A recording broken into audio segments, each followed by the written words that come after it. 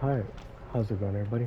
My name is Infamous Isaac, and I'm here with a video on season 3 of BoJack Horseman. And I didn't know what I was gonna say about it on going into the video, but seeing how many episodes I did like, and how good the really good episodes were, and how some of the bad episodes weren't even that bad to me, but I feel like I know what I'm gonna say going into this, which I hope I would because I'm putting this out on the internet, so I don't want to get on here and be like, yeah, I don't know what this is like. It's bad, but it's good. I don't know. I want to at least have some opinion when I say this. But season 3 of BoJack Horseman. Let me go into the non-spoiler stuff first. This season, I feel like, is the closest to being a 9 that every season has been to, like, so far. Season 1 was an 8, and actually, I just genuinely enjoyed it. Like, I thought it was funny. I thought the bad episodes were okay. The good episodes were really, really good, or at the very least, good. So I didn't mind it. Season 2 had some bad episodes, but had some really good episodes as well. So I gave it an 8.5 because the good episodes were good enough to bring it past that. And season 3 is difficult because the really good episodes here I love for different reasons. Like, I'm not gonna say why I like Escape from LA in the non-spoiler section, but that compared to like Fish Out of Water, or I think that's what the episode's called, episode 4 of season 3, and episode 11 of season 3, episode 12 of season 3, episode 10, uh, 8, episode 6, or I think episode 6, well, I can't say the spoiler, but episodes like that I like for different reasons, but not completely different. Fish Out of Water is one of the few rare cases, but most of the episodes in this season I like just like Escape from LA, where I just can't stop watching for bad reasons. But I don't know if any of those episodes reach that height, except for one of my favorites. Like there's there's a difference between, oh, this episode is just quality all around and I don't have to be biased or unbiased to tell that. But then there's also like, I really like this episode in season 3. So it's difficult to say. But overall, season 3 is better. It's than season 2. And I really liked season 2. But the question is, how much better is it? I'm gonna say it's a 9. It's close to being perfect, but I don't feel like it's perfect because sometimes like the jokes just don't land for me, and that's because I just don't have the context for it. I was watching some episodes with my friend, and some of the jokes were just flying over my head, but some of them weren't, and some of them I found funny, like genuinely funny. Excuse me. So, it's not that the comedy has taken a dip either. It's just some of the jokes I just don't understand. That's just how it is for any adult show. Some of the jokes I just don't know. Like if it's a reference to an actor that I don't know or a movie that I don't know, then it's gonna fly over my head. Or if it's like some witty punchline or something, it's like, oh shoot. I mean, I'm not gonna get it, but like, oh whatever. At least it's funny to some people, even if it's not funny for me. It's just like the comedy's the same as always been. It's just I don't get some of the references, so that's always just gonna be an issue for me. Period. But that's besides the point. Overall, I'm rambling. This season had great episodes. The bad episodes were not as bad as like season 2 episodes, except for one episodes, and that was the brat brat pew pew episode. I really did not like that episode. I thought it was so annoying. But even then, it has such an interesting message in it, like the episode with Hank Hippopopoulos in season 2. I think that was, yeah, in season 2. So it's just like every episode in BoJack Horseman has a message in some way, and my friend always tells me this. It's about celebrity culture.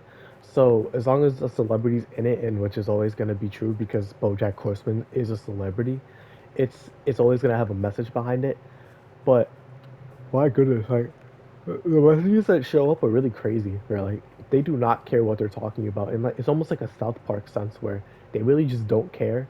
They'll speak how they feel about it, but through a character's lens. And the way that the character says it is fitting for the character. Like I'll get into the spoiler section, but some characters are just more fit to talk about feminism, and not more like fit, but more in a sense will talk about feminism because that's their character, at least a part of it. While other characters won't, and they'll just be happy, like Mr. Peanut Butter. But overall, again, the really creative, really interesting, really introspective, really dark show. But overall, it just keeps getting better.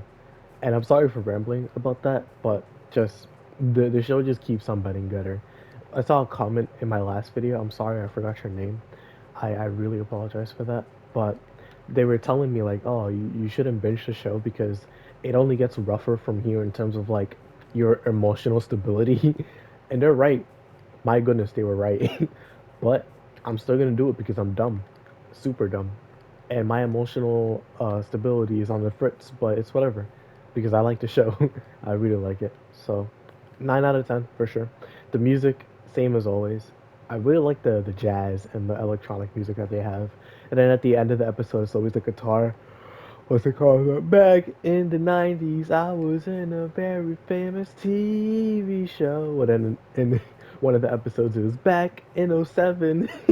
Like, oh man, it's so good. But yeah, let me get into the spoiler stuff. 9 out of 10. Good music as always. Animation's okay. It's always going to be like that for adult animation. It's always going to be okay. You're mass producing it. You're not making it for the quality. You're making it for the quantity, or at least animation wise, you're not making it for the quality because you're here for the story, not for the animation. I'm not here to look at Family Guy's crazy animation. I'm here to look at Family Guy's story and jokes, like as an example. But yeah, that's what I would rate it. Non spoilers. For spoilers, this season had some of my favorite episodes in terms of episode 4. Um, where are you? No, that's season 4. You have episode 2, actually. Episode 2 was the 2007 episode, which was a really good one and had that alternative and outro where it was like, back in '07, I was in an unsuccessful TV show. And it was just so funny. Like, oh man, it was so good. I love flashback episodes like that, or just showing where the characters are and it just not being about BoJack the entirety. Like, I like that they give other characters spotlight in the show, even though BoJack is the main character, he's the title of the show. But I like that they give the characters so much attention. It's awesome because I care about these characters. Like my friend who recommended the show to me, excuse me, told me how he likes these characters. Like BoJack is the main character, but he doesn't have to be your favorite character, and that's super cool. Because for me, my favorite character is Mr. Peanut Butter. I think he's hilarious, and overall, I can't wait to peel back the layers of his character once we get to see more of him.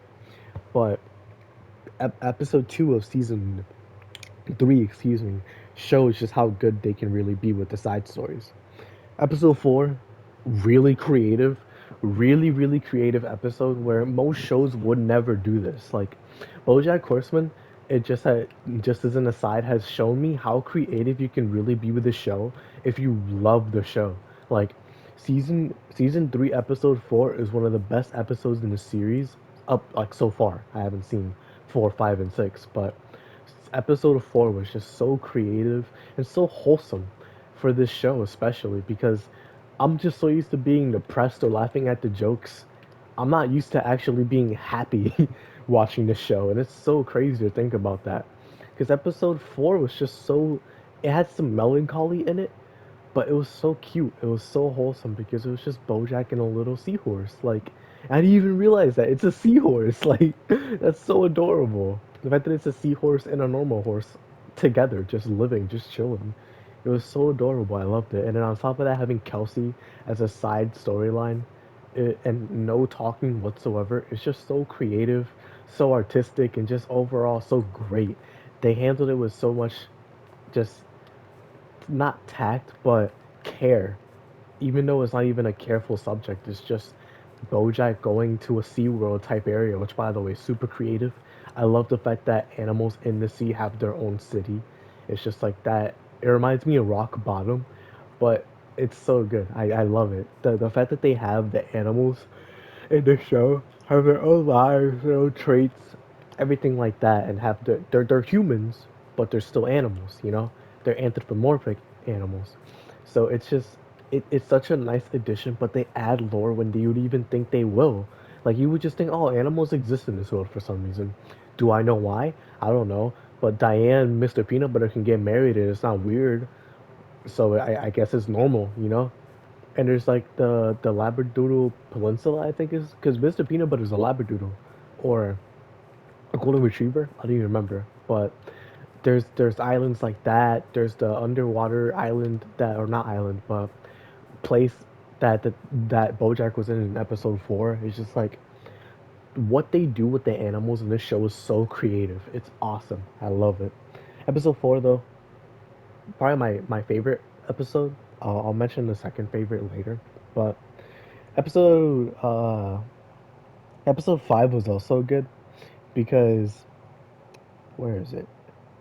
Oh yeah. It was because BoJack got nominated, all that for, or just getting prepared for the nominations for the Oscars, and Todd and him go to a rehearsal, and then we see Todd's old best friend who he knew in high school, and they meet there. They're talking and having a good time, and BoJack is at the rehearsal that Todd's best friend was at. I forgot her name, Olivia, I think. I don't even remember, but they're there, and BoJack is giving a speech to this couple that's getting married, or it's a rehearsal, and it's a really good speech. Like it's generally a good speech, but it causes the couple to start thinking about things like, is this really the person that I want to marry?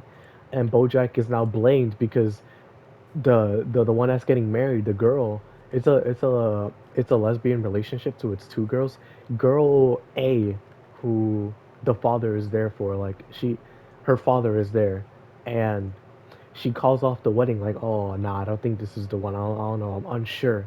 And BoJack goes over to her and talks to her about like, yeah, you don't know if she's the one. But do you want to risk the chance that you'll never find anything as good as this ever? Because at the end of the day, there's like 8 billion people on the planet, but you never know if you'll ever find the one. Because the one is just a figment of your imagination. If anything, this might be the best you ever get. And so she gets back into it and she's like, I'm getting married. And then BoJack, he has sex with Todd's best friend because Todd goes to do something.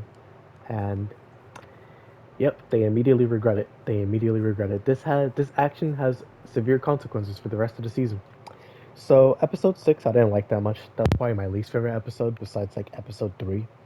I didn't like those two. Actually, episode 1 as well. I didn't like those three. Episode 7 was.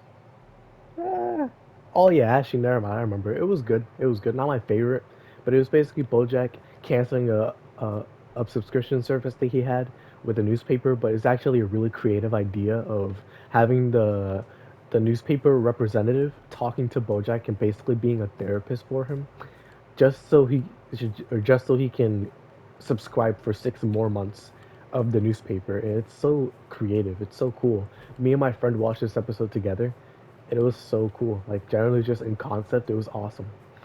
Or me and two of my friends, excuse me. Episode 8, it was. It was good. Not that great. It wasn't bad though. It wasn't like 1, 3, or 5, but it was good. It was good. It was basically Diane going over to Mr. Peanut Butter's island, home island, and seeing his brother.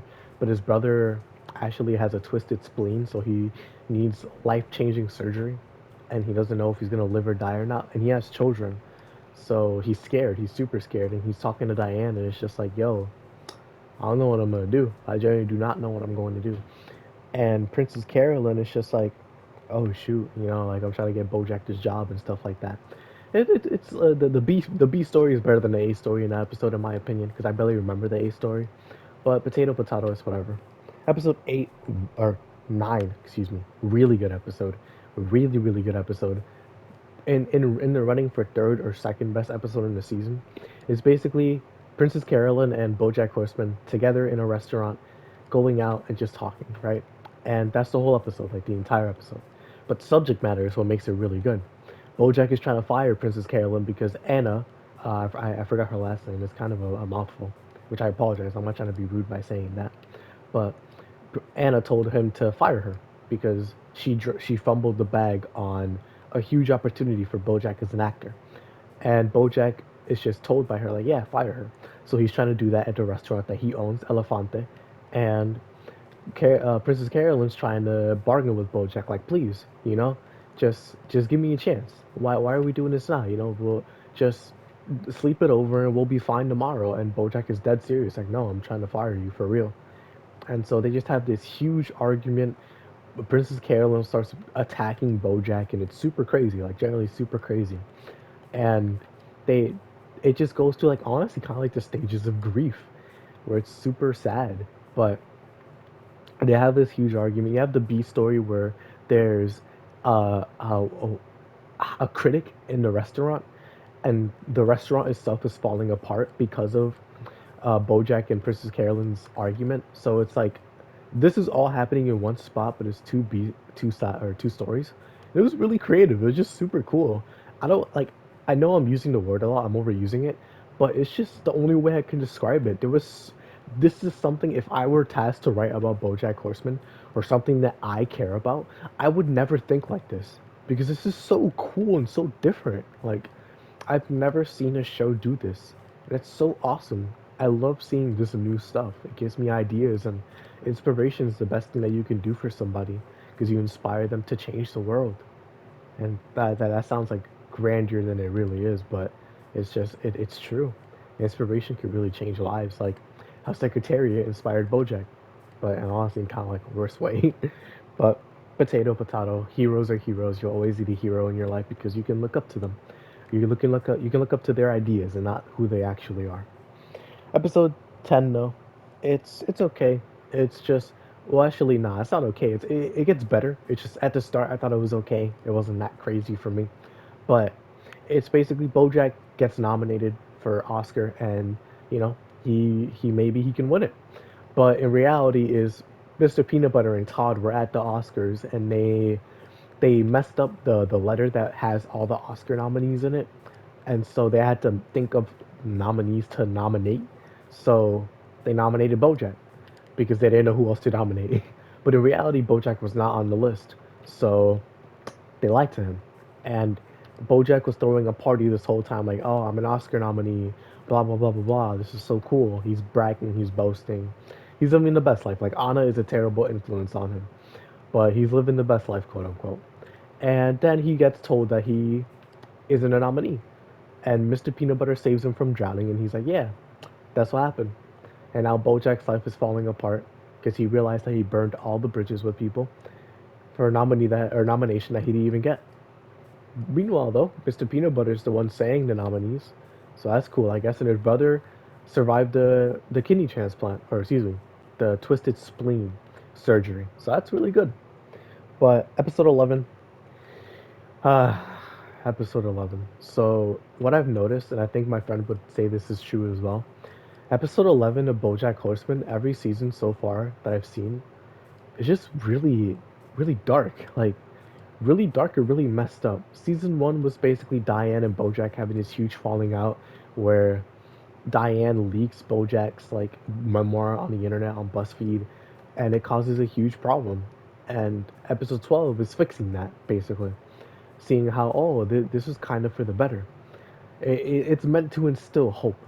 Season 2 was Escape from LA, the lowest point in the entire show so far. And then episode 12 is Todd and BoJack rekindling the friendship that they have. Episode 11 of season 3 was That's Too Much, where BoJack and Sarah Lynn go on this crazy huge drug bender because BoJack is just really messed up from not being nominated. And he's like, "Yo, Sarah Lynn, you want to do some crazy drugs?" And she's like, "Yeah, sure, let's do it." And so they go on this crazy huge drug bender. And honestly, I don't know how long like it actually was, but it went on for multiple weeks, if not multiple months. Like they are in 2016, like deep into 2016 by the time that BoJack actually gets conscious again and he realizes what he's doing because he was blacking out multiple times during the show or during the episode. And it's episode 11 for a reason. BoJack goes to the bender. It's just those two, and they're just talking.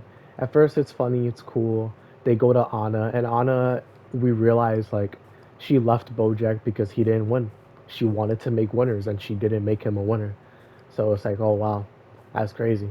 But then we go to Princess Carolyn. Princess Carolyn's doing a good job. She has a good stable relationship. It's not with like Kevin or whatever, where it's three kids stacked on top of each other.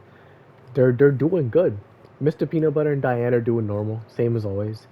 And BoJack and Sarah Lynn are the only ones that are just messed up. Todd is doing great. His business is doing awesome, and are living. But BoJack is just doing terrible. And BoJack during his drunken stupor, during his crazy drugged up trip, he goes to Ohio because he realizes that what's her face, Penny, is in Ohio, but this is him out of his mind, drunk and drugged up. This isn't him during his normal conscious state. And when he realizes this, he goes to her and he knows, like, yo, I have to leave. I have to leave. Because Sarah Lynn's with him as well. And they both realize this, like, oh, yeah, we gotta go. But Penny sees him. And during this point, we realize, like, yeah, it's been a couple years now since BoJack did that to Penny. Because she's in college now, like, deep into college. Seems like her second year, from what it seems like. Because she was 17 in high school. She seems like she's 19 to 20 now in college. And even she mentions that when she sees him, like, BoJack, please leave. You can't be here because it brings up trauma, like super bad trauma, and she starts like panicking basically. And she mentions one thing: she was 17. She was a different person at the time. She didn't know what she should be doing, and it's crazy. It's true because I'm a different person from what I was when I was 17. I feel like I'm a better person, but I don't know what I would have been like if I was 17 in the situations that I am now. You know, like we all have different perceptions of the world when we're younger and when we're older. So it's difficult to really explain how you would react in the future or how you will react in the past. But overall, it's just like what BoJack did was evil, genuinely evil, and it's the redemption is hard for a character like this who there's so many underlying issues with him and the way he was brought up and the way he lives that it's just like it's him. He's the problem. It's not his situation anymore because people can change, but BoJack never changes, ever. And then at the end of the episode, after Sarah Lynn and BoJack go back to like a hotel or a motel actually, and they turn on the TV, Sarah Lynn actually wins an Oscar for Best Song of the Year, which is I didn't know that was a thing, but yeah. So she wins an Oscar and she's like, "Yo, I did it! I won an Oscar." And then she's like, "But what am I doing? Why am I not on the stage? Why am I here in a motel?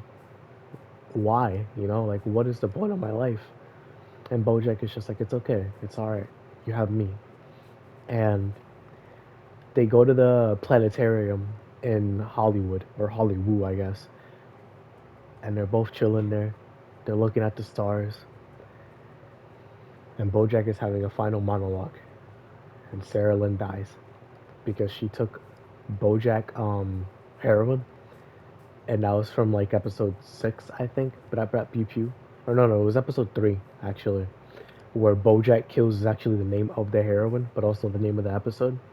So she took it and she died. She overdosed. But at the very least, yeah, she died for sure. But that's the end of episode 12. Or excuse me, episode 11. Episode 12 is BoJack and just him calling up Todd, or not Todd, Ethan, I think, which is one of the kids from Horsing Around. And he's like, yeah, let's do it, let's do another Horsing Around. And for the most part, it seems like it's going good. He's giving him good tips, and BoJack is shooting the first episode. And it's going super well. But then he realizes, this isn't right. I can't be doing this right now. This is not what I need. So he leaves. He leaves Ethan hanging up drying. And just like Ethan said, this isn't going to be like when you told me that you wanted to do it, but in reality you didn't want to do it. So now I'm here working at a hardware repair store. And it actually was like that. It was exactly like that. Except we know why he did it instead of just him not wanting to. It was him, he physically could not do it.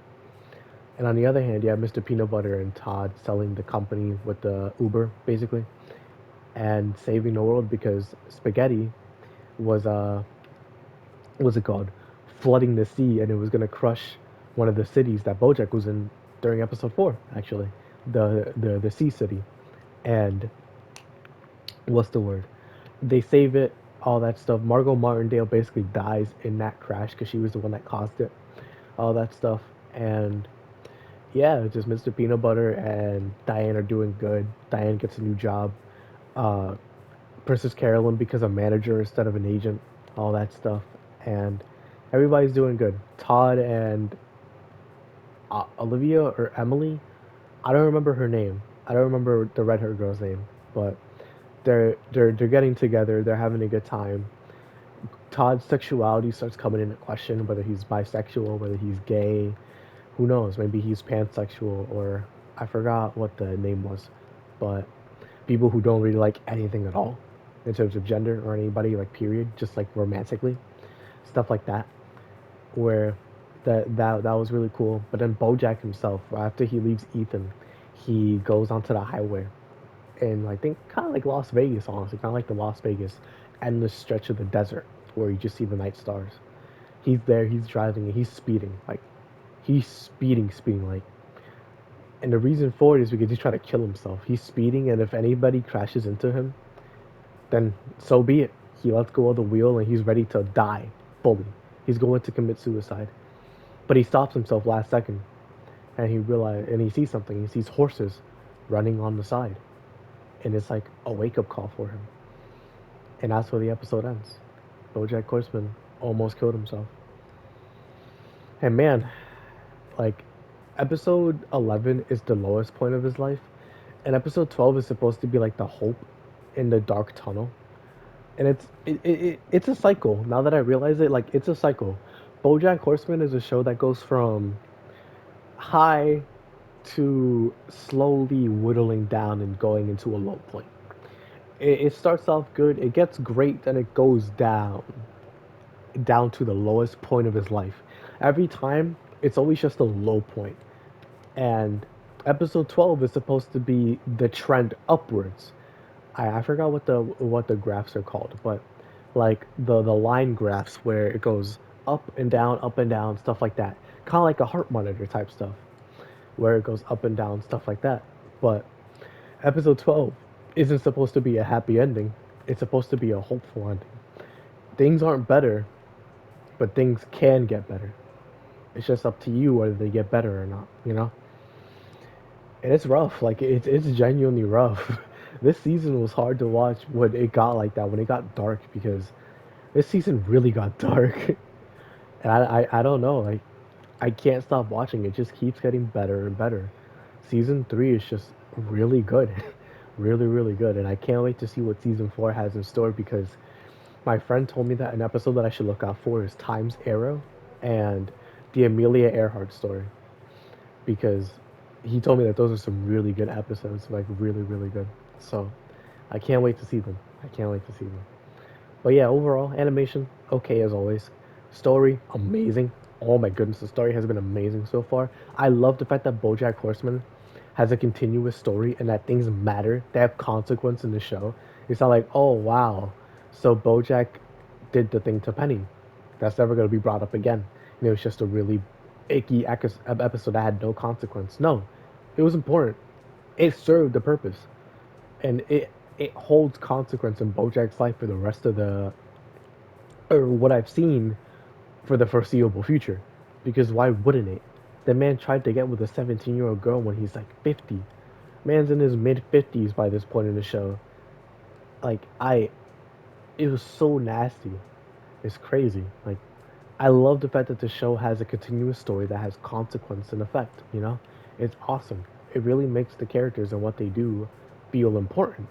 If they do a bad decision that may ruin or change their life, we'll feel it because we'll be in there watching it together, you know?